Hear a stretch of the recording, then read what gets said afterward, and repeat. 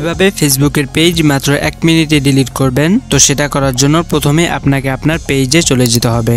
তারপর উপরে প্রোফাইলে ক্লিক করবেন।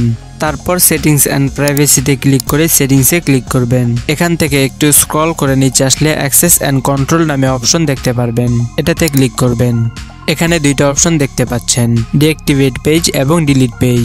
ডিঅ্যাক্টিভ সিলেক্ট করলে আপনার পেজটি কেউ দেখতে পারবে না, এমনকি কেউ সার্চ করেও খুঁজে পাবে না। যখনই আপনি আপনার পেজে আবারও লগ ইন করবেন তখন আপনার পেজটি আবারও অ্যাক্টিভ হয়ে যাবে। এখন আমরা যেহেতু চাচ্ছি পেজটি পার্মানেন্টলি ডিলিট করতে, সেজন্য ডিলিট পেজ এটা সিলেক্ট করে কন্টিনিউতে ক্লিক করে দিব।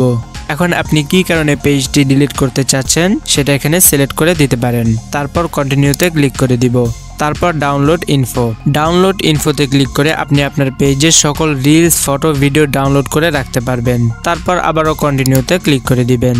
এখন এখানে আপনার ফেসবুক অ্যাকাউন্টের যে পাসওয়ার্ডটা আছে সেটা এখানে বসাতে হবে। আমি পাসওয়ার্ডটা বসিয়ে দিচ্ছি। পাসওয়ার্ডটা বসানো হয়ে গেলে কন্টিনিউতে ক্লিক করে দিবেন।